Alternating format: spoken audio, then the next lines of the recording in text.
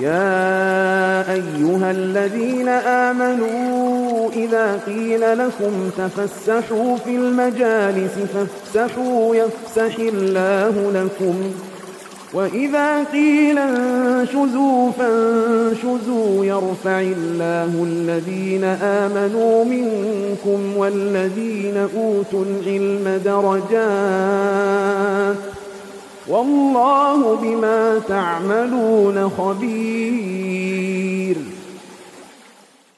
طيب، بسم الله الرحمن الرحيم. السلام عليكم ورحمة الله وبركاته. الحمد لله نحمده ونستعينه ونستغفره ونستهديه ونتوب إليه ونعوذ بالله من شرور أنفسنا ومن سيئات أعمالنا. من يهده الله فلا مضل له ومن يضلله فلا هادي له. أشهد أن لا إله إلا الله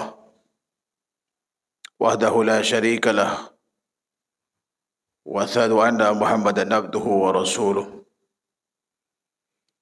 لا نبي بعده. اللهم صل وسلم على محمد وعلى آله وصحبه وسلم تسليما كثيرا. أما بعد, ikhwan dan akhwat sekalian yang dirahmati Allah Subhanahu wa taala, alhamdulillah pada petang hari ini, tepatnya di awal malam, Allah Subhanahu wa taala pertemukan kita kembali dalam keadaan sehat walafiat. Salawat teriring salam senantiasa kita berikan pada Nabi kita Muhammad sallallahu alaihi wasallam beserta para kerabat, sahabat dan pengikut setianya sampai hari kiamat nanti. Pembahasan kita insyaallah taala pada malam ini itu masuk ke surah Asy-Syams.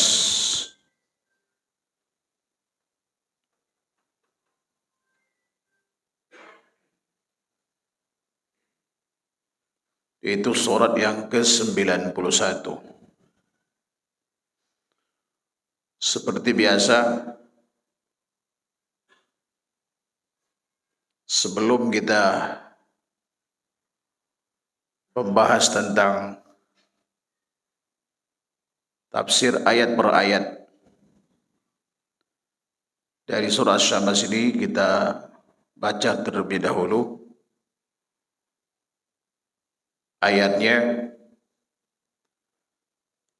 dan insyaallah surah Asy-Syams ini kita bagi jadi dua sesi atau dua pertemuan. Ya, pada kesempatan ini kita bahas dari ayat 1 sampai 15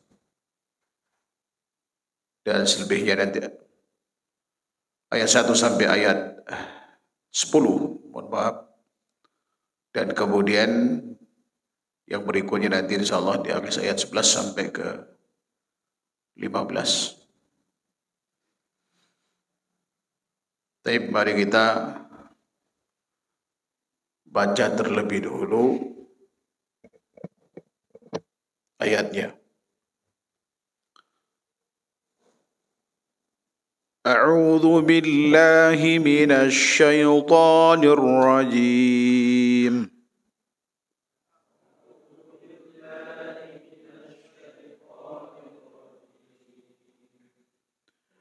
Bismillahirrahmanirrahim.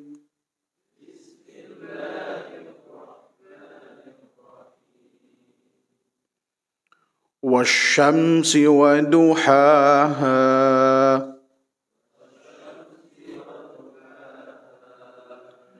والقمر إذا تلاها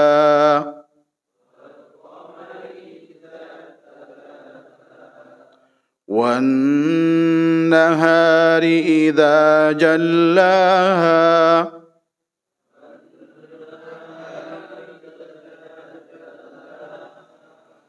والليل إذا يغشاها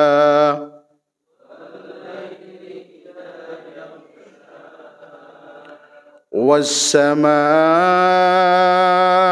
وما بناها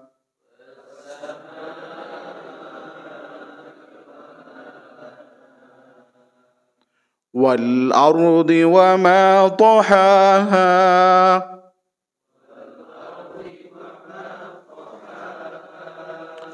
ونفس وما سواها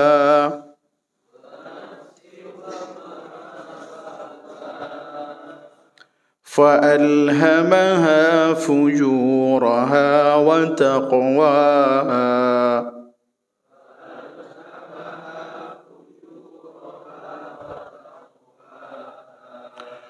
قد أفلح من زكاها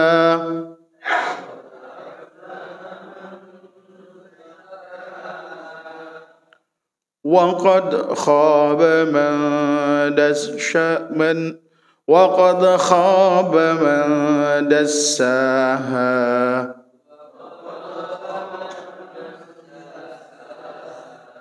طيب ada yang membaca?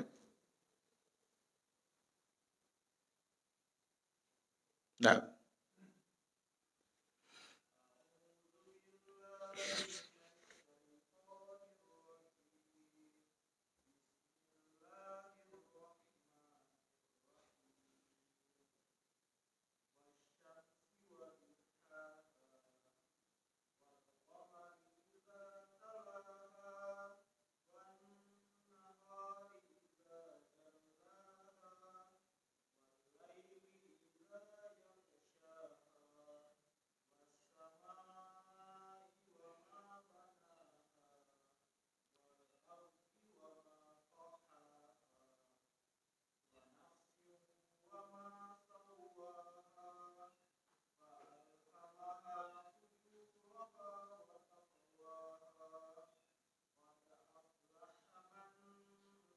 Ma itu ikhfa itu.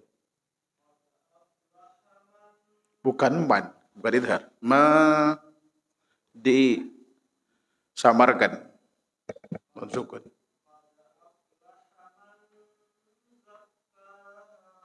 Qad aflaha man zakkaha.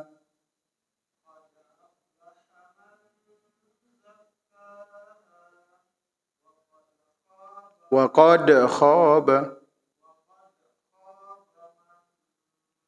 man dassaha. Bukan man ya. Man dassaha. Makin jelas sekali.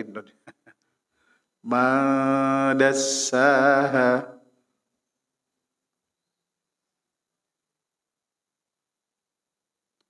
Baik, khair insyaallah. Ada satu lagi? Tafadhal.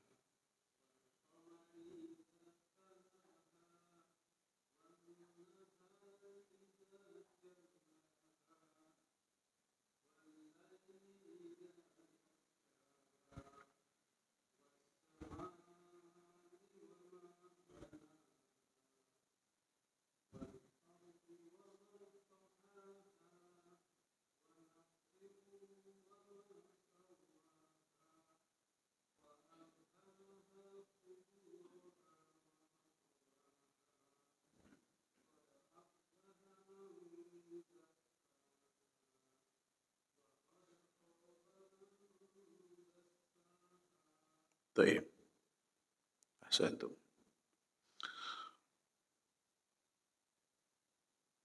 Asy-syamsu artinya matahari. Menjadi nama sebuah surat ini menunjukkan keagungan Syams. Dan semua makhluk di dunia ini sangat membutuhkan yang namanya matahari. Dan katanya Allah Subhanahu wa taala bersumpah dengan salah satu planet yang termasuk besar, bahkan lebih besar daripada bumi.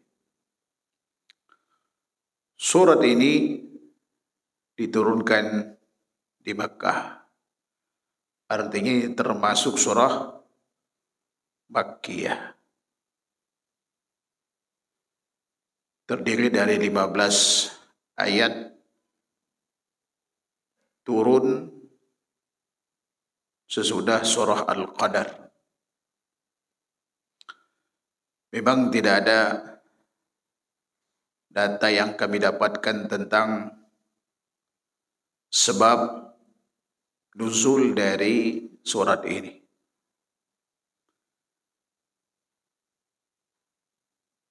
Tetapi terkait dengan surah Asy-Syams ini, pernah disinggung oleh Rasulullah SAW dalam Sahih Bukhari dan Muslim ketika sahabat mulia Mu'ad bin Jabal itu jadi imam pada suatu salat, singkat saya itu salat maghrib. Beliau sangat panjang sekali membaca suratnya, sehingga ada seorang yang kemudian keluar dari shop tersebut, lalu kemudian beliau tegur, dan sahabat yang tadi keluar dari shop ini kemudian ia melaporkannya ke Rasulullah SAW, lalu kemudian Mu'ad ditegur. Ya kan, karena Rasulullah saat itu berkata, "Fattanun anta ya Mu'ad." Apakah engkau sudah menjadi tukang fitnah wahai Mu'ad, kata beliau. Karena membaca surat yang panjang. Jadi kalau sholat wajib, sunnahnya imam memperhatikan siapa makmum di belakangnya. Kalau ada orang yang sakit barangkali, maka diperpendek bacaan. Bahkan Rasulullah pernah dalam suatu kesempatan ketika sholat subuh, biasanya beliau itu kan baca ayat 60 sampai 100-an ayat dalam kebiasaan beliau. Tapi pada suatu pagi ada seorang ibu membawa anak dan anak itu nangis kejer. Rasulullah membayangkan betapa risaunya hati ibu pada saat itu. Lalu beliau perpendek, sholatnya tidak seperti biasanya. Dan Rasulullah tidak menegur sahabat itu. Tidak menegur. Nanti jangan dibawa ya anaknya, enggak begitu. Tapi dibiarkan sama beliau. Justru beliau yang menyesuaikan dengan kondisi makmum. Maka pada saat sahabat mulia Mu'ad bin Jabal perpanjang dan terjadi peristiwa tadi itu, beliau tegur. Lalu beliau katakan pada saat itu sebagaimana dituturkan oleh sahabat mulia Jabir bin Abdullah dalam Sahih Bukhari dan Muslim, "Halla sallaita bisabbi isma rabbikal la'la wasyamsi wa duhaha wal laili idza yaghshaha," kata beliau. Beliau tawarkan, "Mengapa engkau dalam salatmu tidak membaca surah Al-A'la dan surah Syams atau surah Syams?" Artinya yang lebih pendek, kok baca yang panjang-panjang, kira-kira seperti itu.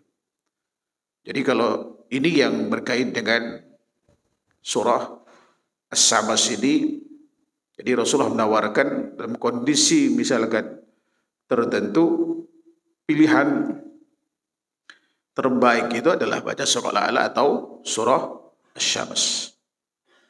Beliau tidak menyarankan, kenapa enggak baca surah Al-Kautsar saja? Andalan orang kita, dan kan Qulhuwallahu ahad atau Tabbat gitu ya. Tapi surah Asy-Syams Al-A'la sedanglah itu. Kadang beliau salat maghrib baca surah Tur misalnya. Lumayan panjangnya. Tapi untuk salat sunnah itu terserah imam. Tidak boleh kemudian imam dipesan. Jangan panjang-panjang ya. Ya, karena kasus sahabat mulia Abdullah bin Mas'ud pernah menceritakan, termasuk sahabat mulia Abu Dzar, pernah solat malam bersama Rasulullah. Satu rakaat itu beliau baca 3 surat. Surah Al-Baqarah, surah An-Nisa, dan surah Al-Imran. Sampai di hati kami ada sesuatu, keberatan, hampir keluar mereka. Itu Abdullah bin Mas'ud itu. Saking lamanya, bayangkan itu 662 ayat. Saya yakin kalau imam kita walaupun semerdu apapun suaranya, ya kan, dia sholat sendirian di masjid. Ya kan? Bayangkan suara Rasulullah SAW itu indah. Sahabat itu pengen mendengarkan gitu. Tapi kalau panjang kan urusannya kaki. Kebayang kalau surah Al-Baqarah itu per 2,5 juz kan. Nyambung ke surah Nisa, masuk ke Al-Imran lagi. Itu luar biasa panjangnya. Tapi artinya bahwa untuk sholat sunnah itu terserah imam. Ya kan? Terserah imam. Jadi kita ya mau ikut silahkan, nggak ikut silahkan, nggak masalah. Seperti itu. Taib. Kemudian Allah Subhanahu wa taala mengatakan wasyamsi wa duhaha wal qamari idza talaha wan nahari idza jallaha, demi matahari dan cahayanya di pagi hari, yaitu ketika di waktu duha. Wal qamari idza talaha, dan bulan yaitu apabila mengiringinya. Wan nahari idza jallaha, dan siang apabila menampakkannya. Was-sama'i wa ma banaha, dan langit serta pembinaannya, pembangunannya. Wal ardi wa ma tuhaha, dan bumi serta penghamparannya. Wa nafsi wa ma sawaha, dan jiwa serta penyempurnaannya. Fa alhamaha fujuraha wa taqwaha, maka Allah telah mengilhamkan kepada jiwa itu jalan kefasikan dan jalan ketakwaan. Qad aflaha man zakkaha, sesungguhnya beruntunglah orang yang mensucikan jiwa itu, yaitu ketika milih jalan ketakwaan. Wa qad khaba man dassaha, dan sesungguhnya merugilah orang-orang yang mengotorinya, tentu yang memilih jalan kemaksiatan. Al-Imam Mujahid mengatakan sehubungan dengan makna firman Allah Subhanahu wa taala, demi matahari dan cahayanya di pagi hari. Wasyamsi wa duhaha, yakni sinarnya di waktu pagi. Jadi para ulama terdahulu ketika ingin menafsirkan ya Al-Quran, yaitu dengan akwal atau dengan bahasa yang digunakan di zaman itu, karena bahasa Arab ini mengalami pasang surut gitu. Saya pernah tanya pada Profesor Dr. Uwaid Aid Betrofi, ya, dosen hadis saya, tapi beliau ahli di bidang bahasa itu. Dia kalau ngajar kita menurunkan kata dari yang tinggi sampai ke yang termudah gitu. Saya tanya beliau, berapa usia bahasa Arab ini? Sampai ketika Quran itu turun. Karena Quran ketika turun itu kan di puncak kejayaan bahasa Arab. Makanya Allah Subhanahu wa taala jadikan Al-Quran sebagai mukjizat Nabi sallallahu alaihi wasallam. Ya kan? Allah perintahkan Rasulullah untuk menantang para fusaha, orang-orang yang ahli di bidang bahasa, yang hafal syair-syair pada saat itu, untuk mendatangkan ya satu ayat atau semisal dari Al-Quran itu. Tapi mereka tidak mampu mendatangkan. Beliau saat itu katakan, usianya kurang lebih 3.000-an tahun. Ya kan? Karena berpenelitian bahwa bahasa Arab ini aslinya bahasa gabungan dari dua bahasa besar, yaitu bahasa Ibrani dan bahasa Aramaik, kata beliau. Ya, bahasa Ibrani itu bahasa Taurat, ya kan? Bahasa kitab suci, termasuk kemudian Aramaik juga sama. Dan bahasa ini sampai sekarang masih ada. Kalau Aramaik ini ada di daerah seperti Habasyah, Ethiopia. Katanya itu kata-katanya seperti bahasa Arab, tapi maknanya nggak kayak bahasa Arab gitu. Tentu sudah mengalami perubahan dan perkembangan, atau tadi pasang surut tadi. Ibrani masih ada sampai sekarang. Hebrew istilah sekarang, bahasanya orang Israel itu, bahasa Yahudi. Nah, kemudian rusaknya bahasa Arab ini di zaman dinasti Abbasiyah, kata beliau. Ketika banyak orang-orang di Islam masuk ke Islam, lalu kemudian mereka biasanya ya banyak pengaruh bahasa asing yang masuk ke dalam bahasa Arab. Lalu beliau sarankan, kalau Anda ingin memaknai atau mencari makna Al-Quran menggunakan bahasa orang-orang dahulu, artinya di era kejayaan bahasa Arab itu, maka jangan gunakan kamus-kamus modern, kata dia. Disebut seperti Munjid, Mujamul Wasit, jangan, kata beliau itu. Lalu disarankan baca seperti kamus misal Lisanul Arab punya Ibnul Manzur, kemudian Mu'jamul Ain, kemudian Mukhtarus Sihah. Ada beberapa kamus tua yang beliau sebut, karena itu masih original, kata beliau, bahasa Arab yang digunakan orang-orang dahulu, termasuk syair-syairnya,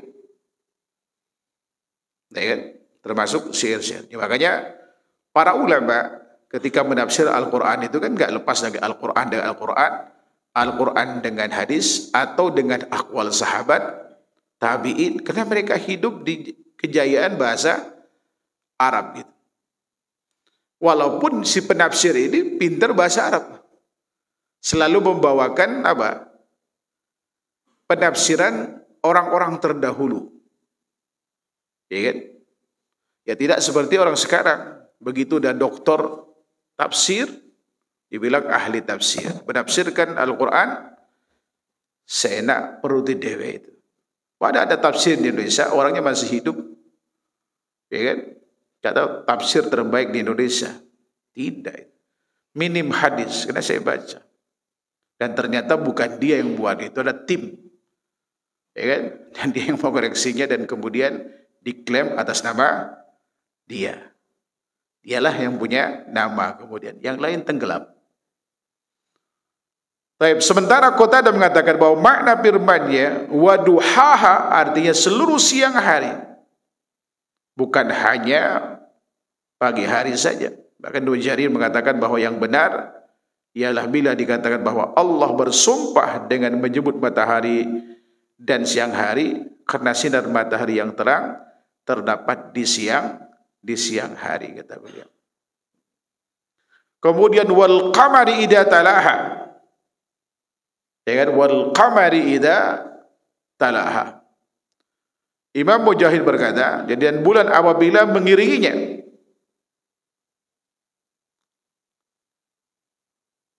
Al-Aufi telah meriwayatkan dari Ibnu Abbas sehubungan dengan makna firman Allah Subhanahu wa taala ini, maksudnya mengiringi siang hari.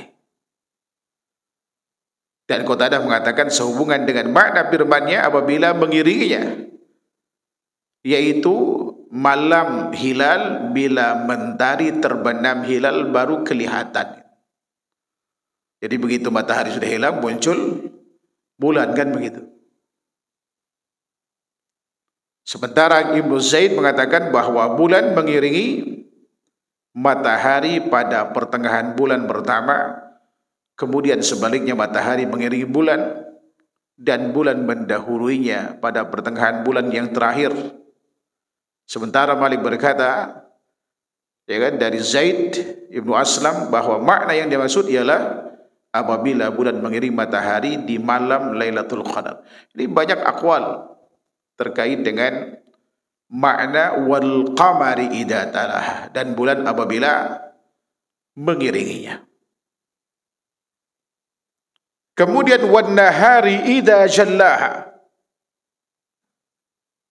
ya kan, wan nahari idza jallaha, dan siang apabila menampakkannya. Imam Mujahid berkata bahwa makna yang dimaksud ia bila cuacanya cerah. Jala itu ada nampak, duhur, ya kan? Kemudian was-sama'i wa ma banaha, dan langit serta pembinaannya.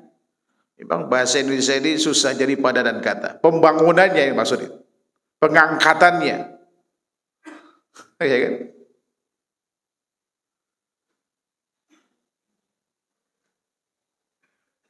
Ya, sebagaimana firman Allah Subhanahu wa taala dalam surah Az-Zariyat itu, was-samaa'a banaynaha bi'aidim wa inna lamusi'un wal arda farashnaha fa ni'mal mahidun.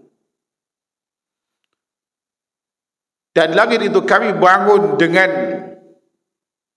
tangan kami, kata Allah Subhanahu wa taala, dan sesungguhnya kami benar-benar meluaskannya.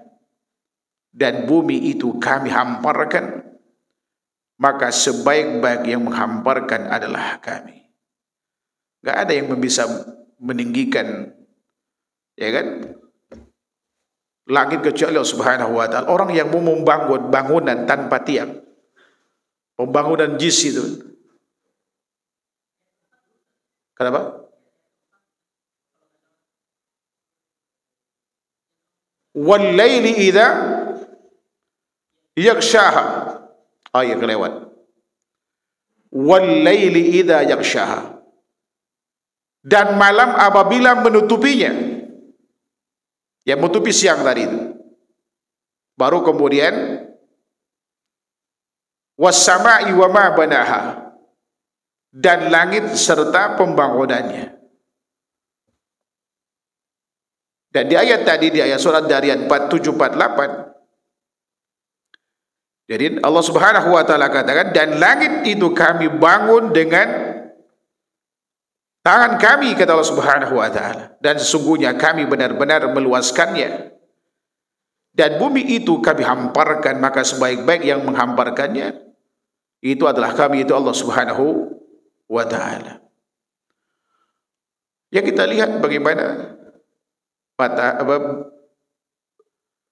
langit tanpa tiang. Sebagaimana juga dalam surah, dan kita lihat langit dibangun tanpa tiang. Manusia sehebat apapun dia, arsitek kelas dunia, itu gak akan bisa membangun selebar, jangankan selebar langit ini gitu ya. Saya yakin arsitek ketika bangun ini, bentangan ini, mikirnya panjang, gak tidur 2-3 hari gitu. Termasuk kayak JIS itu, ya kan? Bagaimana mereka mengangkat atap, itu kan susah sekali itu. Perlu kehati-hatian dan seterusnya. Dan itu pun ada masanya.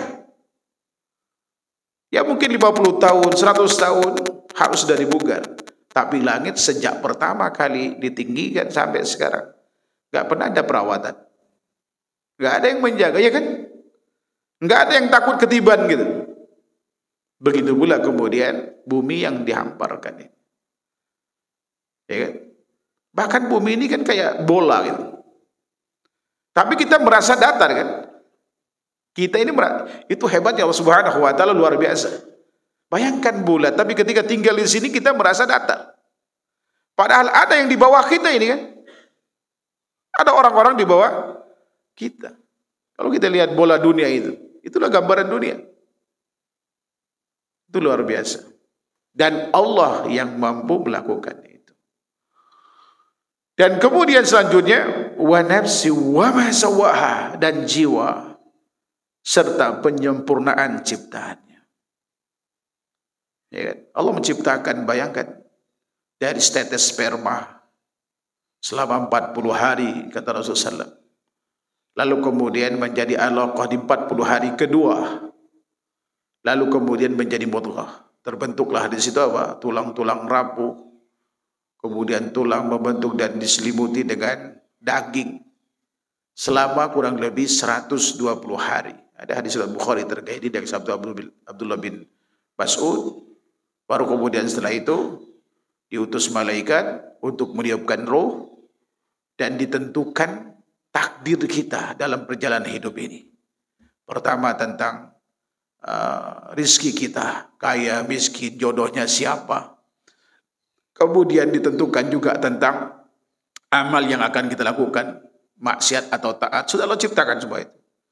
Lalu usia kita durasinya 60-70 tahun. Sudah ditentuin. Termasuk akhir dari sebuah perjalanan hidup, syaqi am sa'id pun Allah tentukan. Namun ini bukan harga mati, masih bisa dirubah dengan ikhtiar dan doa. Ikhtiar itu, ya kalau kecenderungan kita maksiat, lihat sebabnya apa. Kalau sebabnya teman, tinggalkan teman itu. Cari teman yang baik. Kalau lingkungan, tinggalkan lingkungan itu. Kan begitu. Sambil berikhtiar mencari tempat yang baik. Dan seterusnya. Di samping kemudian di ilmu. Ini ikhtiar maksimal. Lalu kemudian, ya kan, kita berdoa kepada Allah agar semua takdir itu diberikan yang terbaik. Dan di bulan Ramadan itu momennya. Makanya kenapa kondisi mustajab doa di bulan Ramadan, di orang yang berpuasa itu mustajab doa. Ya kan? Mustajab doa.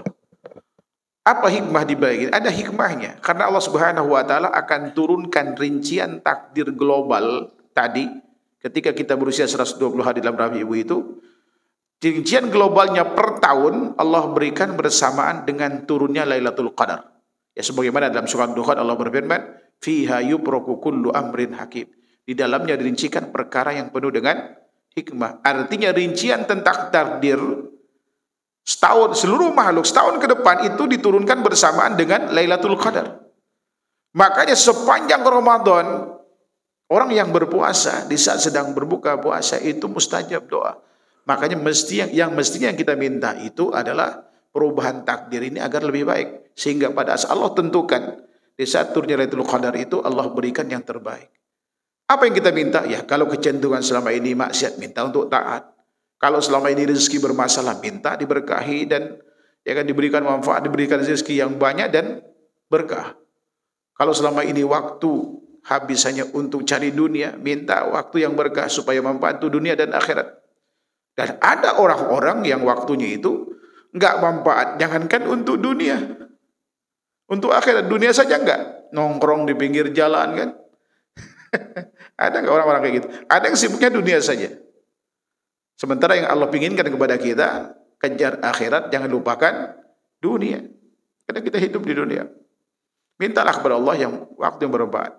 Kalau selama ini kecenderungan maksiat, rasa-rasanya kok ini tanda-tanda bakal su'ul khatimah. Minta kepada Allah Subhanahu wa taala biar husnul khatimah. Insyaallah ketika doa-doa itu diijabah, maka pasca Ramadan akan terlihat nampak dari perubahan kita ke arah yang lebih baik. Insyaallah taala.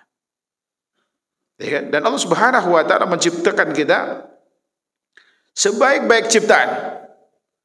Ya kan? Dan proses tumbuhnya itu enggak ada peran orang tua. Orang tua itu hanya, ya bukan berarti kita menafikan peran mereka, tidak. Semua itu adalah kehendak Allah Subhanahu wa taala. Ya kan, bayangkan jadi enggak makan, enggak minum di dalam dalam rahim selama 9 bulan hidup kan. Ini luar biasa. Begitu lahir Allah siapkan oksigen gratis. Bayangkan kalau ini bayar. Walaupun antum kaya, ada ayahnya jamaah itu udah dijatah oksigennya sama Allah Subhanahu wa Ta'ala, masalah dengan parunya sehingga kemana-mana harus bawa tabung oksigen. Andai kata dijatah aja, gimana kira-kira Pak? Bawanya susah tuh. Bukan masalah bisa bayar, ribet gitu kan. Nah, sekarang Allah berikan kepada kita semua gratis, air gratis. Ya kan? Cuman perusahaan-perusahaan mengelola dan kemudian kita suruh bayar sama dia. Malah aslinya dia gratis. Taib. Kemudian selanjutnya, qad aflaha man zakkaha wa qad khaba man dassaha. Jadi setelah Allah Subhanahu wa Ta'ala akan bersumpah dengan matahari, bulan, siang, malam, kemudian langit, bumi dan jiwa. Allah katakan qad aflaha man zakkaha wa qad khaba man dassaha. Sungguhnya beruntunglah orang-orang yang menyucikan jiwa itu, dan sesungguhnya merugilah orang-orang yang mengotorinya. Al-Imam Ibnu Katsir rahimahullahu ta'ala ketika menafsirkan ayat ini beliau berkata bahwa makna ayat ini dapat dikatakan bahwa sungguhnya beruntunglah orang-orang yang mensucikan dirinya dengan taat kepada Allah Subhanahu wa Ta'ala, sebagaimana yang dikatakan oleh Imam Al-Qatadah, dan membersihkannya dari akhlak-akhlak yang hina atau hal yang semisal. Telah diriwayatkan pula dari Mujahid, Ikrimah dan Sa'id ibnu Jubair. Jadi cara mensucikan diri itu dengan melakukan ketaatan kepada Allah Subhanahu wa Ta'ala dan memperbaiki akhlak kita atau hal-hal yang bisa menudai kesucian jiwa itu, menghindari syubhat-syubhat dan yang lainnya. Nah, seorang yang melakukan ketaatan itu, kata Imam Abdul Qayyim rahimahullah ta'ala, semakin tinggi ketaatan seseorang itu nanti semacam ada cahaya baginya, sehingga kemudian dia senantiasa terdorong untuk melakukan ketaatan di atas ketaatan. Nah, dan orang yang biasa melakukan kemaksiatan, jangankan yang sunnah, yang wajib pun sulit untuk dilakukan, karena tidak mungkin bersatu antara jiwa yang bersih dengan jiwa yang kotor itu. Ya kan? Makanya dalam sebuah hadis qudsi, ada hadis riwayat Imam Bukhari, dan ini dianggap oleh Syekh Ibnu Taimiyah rahimahullahu ta'ala satu-satunya hadis yang sahih tentang siapa waliullah yang sebenarnya itu. Adapun penyebutan kutub, autad, apalagi wali majdub, ya kan? Kapan kita diskusi tentang wali majdub itu, ya kan? Itu wali katanya yang tanpa syariat. Saya bilang berarti kalau gitu dia lebih mulia dari Nabi, lebih mulia dari Rasul dong kalau begitu. Kenapa demikian? Tidak ada manusia makhluk Allah di muka bumi ini sejak zaman Nabi Adam yang lepas dari syariat. Kok ada orang di dunia ini belakangan jadi waliullah tanpa syariat? Sementara Allah sendiri sudah mengatakan inna awliya Allah muttaqun. Sungguh wali Allah itu hanya orang yang bertakwa. Begitu pula Rasulullah SAW yang mendefinisikan dalam hadis ini. Yang tepatnya wali majdub itu adalah orang gila. Tepatnya adalah orang gila. Karena orang yang diangkat darinya syariat kan cuma 3 itu. Pertama siapa? An-naim hatta yastayqidh. Orang yang tidur sampai dia bangun. Kemudian was-sabi hatta yahtalib. Anak sampai dia dewasa. Yang ketiga wal majnun hatta yufiq. Dan orang gila sampai dia sadar, nggak ada majdub gitu, nggak ada situ. Cuman didefinisikan majub itu katanya diangkat, dihilangkan kesadaran karena Allah itu maha sayang sama dia dan seterusnya. Ya terserah ente lah. Tapi kalau saya mau masih waras ngikutin definisi wali versinya Allah dan versinya Nabi. Wallahu ta'ala. Padahal ada dulu, nanti saya bawakan hadis ini.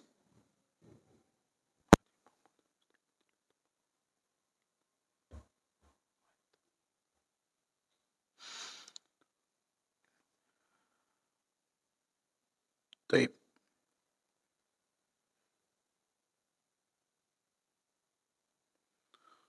Jadi qad aflaha man zakkaha wa qad khaba man dassaha. Sungguhnya beruntunglah orang yang mensucikan jiwa itu dan sungguhnya berugilah orang-orang yang mengotorinya. Jadi orang yang mensucikan diri dengan melakukan ketaatan kepada Allah Subhanahu wa taala dan menghindarkan diri dari segala macam maksiat, dia orang yang beruntung. Dan insyaallah dengan kecenderungan seorang untuk melakukan ketaatan kepada Allah Subhanahu wa taala, ini bisa mengangkat seseorang itu menjadi waliullah yang sebenarnya. Walaupun tingkatan kita ya mungkin ada minimal di tingkatan muqtasid itu. Ya, kalau orang yang mencukupkan diri dengan ibadah-ibadah yang wajib saya, kalau kata Syekh Ibnu Taimiyah rahimahullah taala, itu wali ya dengan tingkatan al-muqtasid. Tapi as-sabiqil muqarrib itu orang yang bukan hanya menghidupkan ibadah wajib, tapi ibadah sunnah pun dia hidupkan. Itu yang tertinggi. Ya kan? As-sabiqul muqarrib. Dan ini ada ciri orang yang punya jiwa yang suci, punya kecenderungan ketaatan kepada Allah Subhanahu wa taala. Dan itulah waliullah yang sebenarnya. Sebagaimana di dalam hadis riwayat Imam Bukhari, Rasulullah SAW itu pernah mengatakan, Allah berfirman, "Man adali waliyan faqad adatu bil harb. Wa ma taqarraba ilayya 'abdi bi syai'in ahabbu ilayya mimma aftaratu alayhi. Wa la yazalu 'abdi yataqarrabu ilayya bin nawafil hatta uhibba fa idza ahbabtuhu fa kuntu sam'ahu alladhi yasma'u bihi wa basaruhu alladhi yabsiru bihi wa yaduhu alladhi yabtisu biha wa rijluhu alladhi yamshi bihinna fa idza sa'alani la utiyannahu wa idza ista'adani la uidanna wa ma taraddatu an syai'in ana fa'ilu taraddudi an nafsi imri'in mu'min yakrahul mauta wa ana akrahu musa'ata." Atau kama qala Rasulullah SAW. Barang siapa yang musuhi waliku, kata Allah, aku nyatakan perang terhadapnya. Nah, wali yang dimaksud di sini adalah orang yang senantiasa melakukan ketaatan kepada Allah Subhanahu wa taala. Ini kata Imam Ibnu Hajar Asqalani rahimahullahu taala. Dan ini ciri orang yang punya apa? Jiwa yang suci. Ya kan? Jiwa yang suci itu. Apa yang dia lakukan? Wa ma taraddatu an wa ma taqarraba ilayya bi. Tidak ada sesuatu yang hambaku mendekatkan diri padaku lebih aku cintai dari apa yang telah aku wajibkan kepadanya. Jadi seluruh ibadah yang status hukumnya wajib. Jadi seluruh ketaatan yang status hukumnya wajib itu adalah perbuatan yang paling Allah cintai. Kalau kita cukupkan dengan ini, ya kan, maka ya tingkat kewalian kita di kelasnya adalah muqtasid itu. Ya kan? Tapi kalau kita merambah selanjutnya, semasih hambaku mendekatkan diri padaku dengan ibadah sunnah di samping yang wajib, sampai aku jatuh cinta padanya itu. Sampai aku jatuh cinta kepadanya. Maka kita tahu kenapa sahabat mulia Bilal bin Rabah hanya mendawamkan sholat 2 rakaat setiap kali habis adzan, atau setelah wudu beliau sholat. Ya kan? Ada beberapa amal yang beliau rutinkan, menyebabkan beliau apa?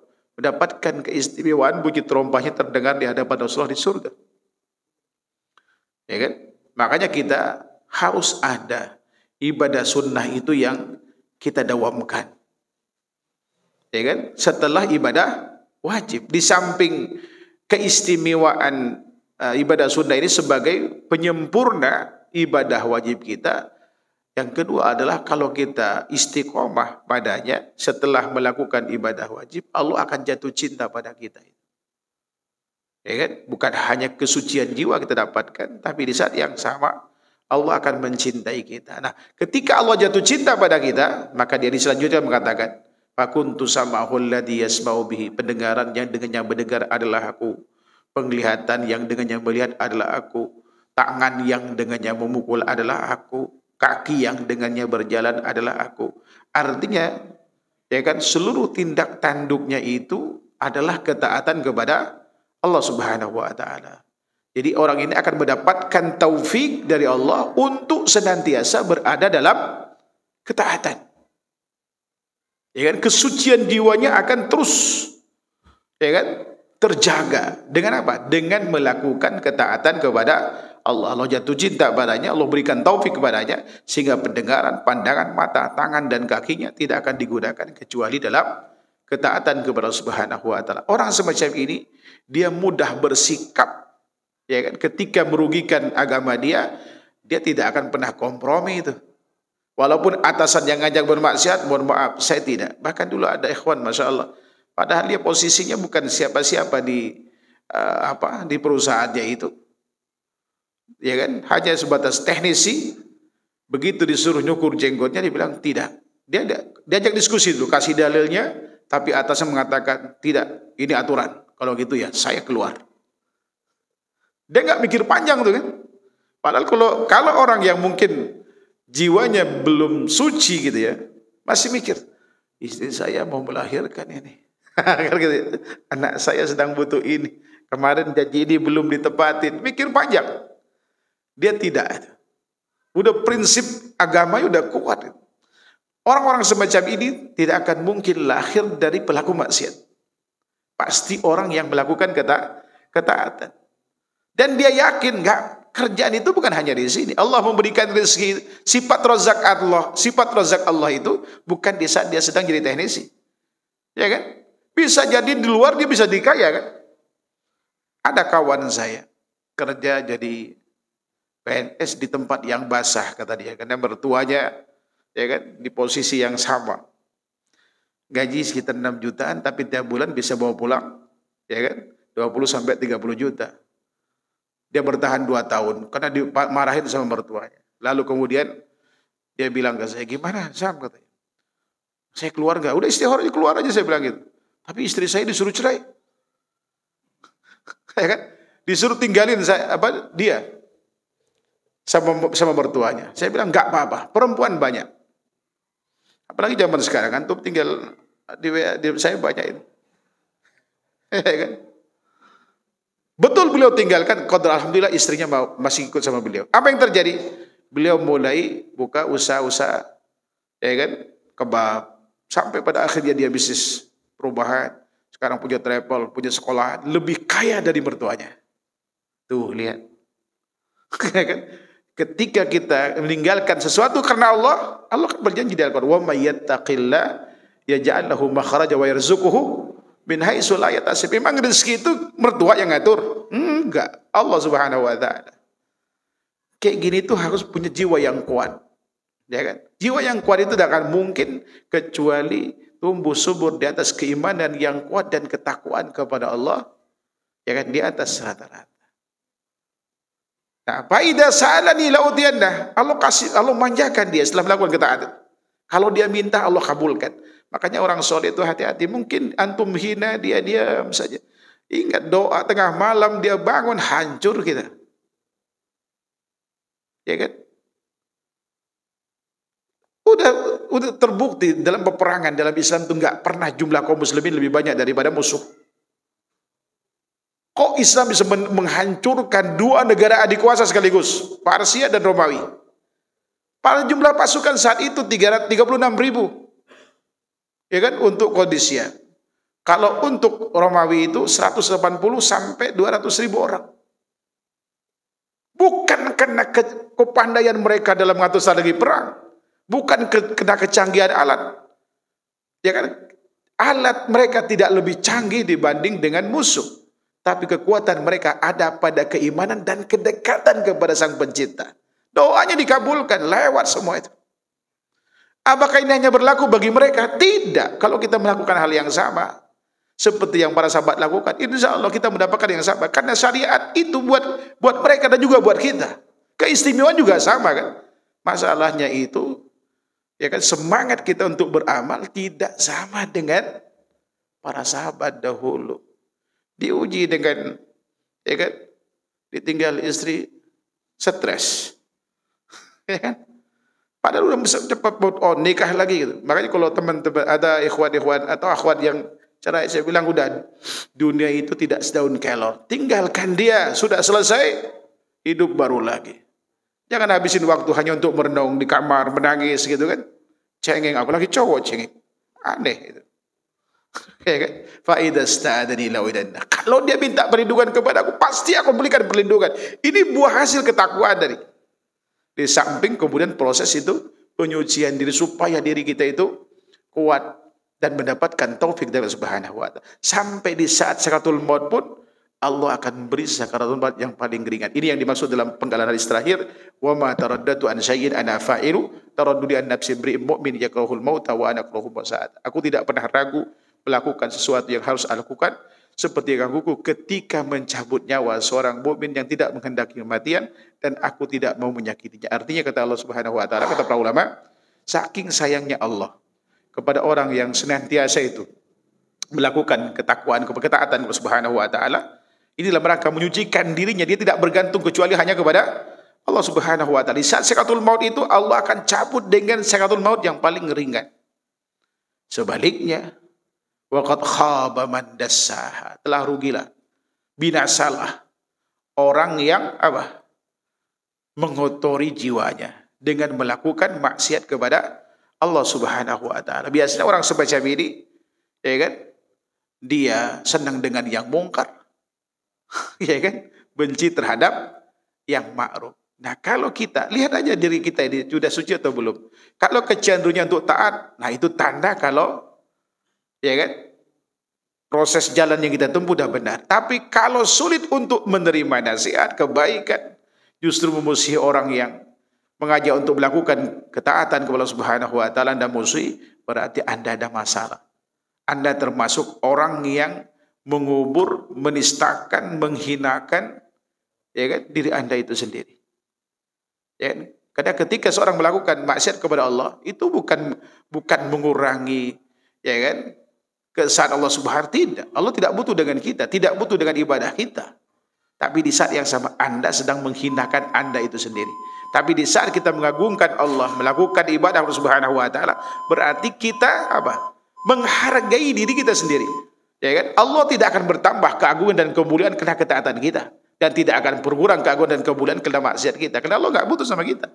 Justru yang butuh itu adalah kita kepada Allah Subhanahu wa taala. Mudah-mudahan ya uraian singkat tadi bisa dipahami dan bermanfaat insyaallah untuk kita semua.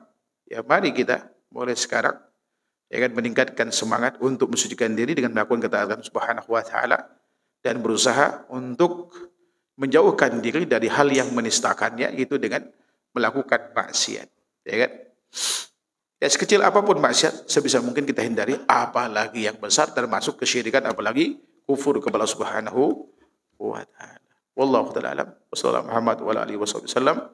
Subhanakallahumma wa bihamdika asyhadu an la ilaha illa anta astaghfiruka wa atubu ilaik.